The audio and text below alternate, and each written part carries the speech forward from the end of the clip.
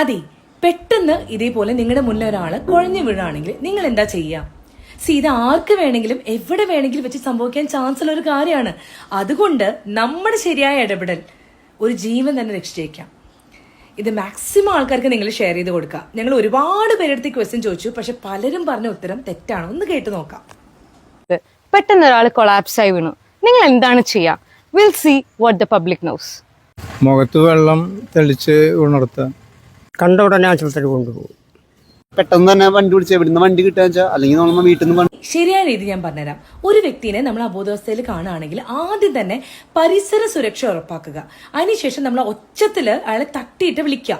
എന്നിട്ടും അയാൾ റെസ്പോണ്ട് ചെയ്യില്ല അല്ലെങ്കിൽ പ്രതികരിക്കുന്നില്ല എങ്കിൽ അതിനർത്ഥം അയാൾ അപകടസ്ഥിതിയിലാണ് എന്നാണ്. ഇനി ശ്വസിക്കുന്നുണ്ടോ എന്ന് അറിയാൻ വേണ്ടി നെഞ്ച് ഉയർന്നതും താഴ്ന്നതും നോക്കുക. അതേപോലെ തന്നെ മൂക്കിലൂടെയോ വായിലൂടെയോ ശ്വാസം എടുക്കുന്ന ശബ്ദം കേൾക്കുന്നുണ്ടോ എന്നും കൂടി നോക്കുക. ഇനി ശ്വസിക്കുന്നില്ല അല്ലെങ്കിൽ ശ്വാസം എടുക്കാനുള്ള ബുദ്ധിമുട്ട് ഉണ്ട് എങ്കിൽ നിങ്ങൾ ഉറപ്പിച്ചോളൂ ഹൃദയസ്തംഭനം അല്ലെങ്കിൽ കാർഡിയക് അറസ്റ്റിലാണ് ആള് എന്ന്. ശേഷം പെട്ടെന്ന് തന്നെ അടുത്തുള്ള ആൾക്കാരെ വിളിച്ചു കൂട്ടുക. എന്നിട്ട് ഒരാളുടെ അടുത്ത് 108 അല്ലെങ്കിൽ 108 എന്ന നമ്പറിലേക്ക് ഡയൽ ചെയ്യാൻ പറയാം. അതേസമയം നിങ്ങൾ CPCR സ്റ്റാർട്ട് ചെയ്യുക. ഇനി എങ്ങനെയാണ് CPCR സ്റ്റാർട്ട് ചെയ്യേണ്ടതെന്ന് ഞാൻ പറഞ്ഞുതരാം. ആദ്യം തന്നെ രോഗീനെ ഒരു നിരപ്പായ പ്രതലത്തിൽ മലർത്തിക്കിടത്താം. ശേഷം ഒരു കൈന്റെ ഉപ്പൂറ്റി നെഞ്ചിന്റെ മധ്യഭാഗത്ത് വെക്കാം. മറുകൈ അതിന്റെ മുകളിൽ പിണച്ചു വെക്കുക അല്ലെങ്കിൽ ഇന്റർലോക്ക് ചെയ്ത് വെക്കാം. നമ്മുടെ കൈമുട്ടുകൾ വളഞ്ഞിട്ടില്ല എന്ന് ഉറപ്പുവരുത്തണം.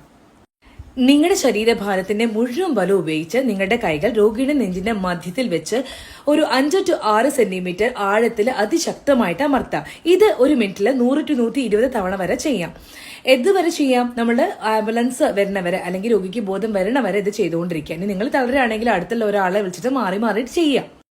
അതുകൊണ്ട് CPCR പഠിക്കൂ, ധൈര്യപൂർവ്വം CPCR ചെയ്തുകൊണ്ട് ഒരു ജീവൻ രക്ഷിക്കൂ. Thank U.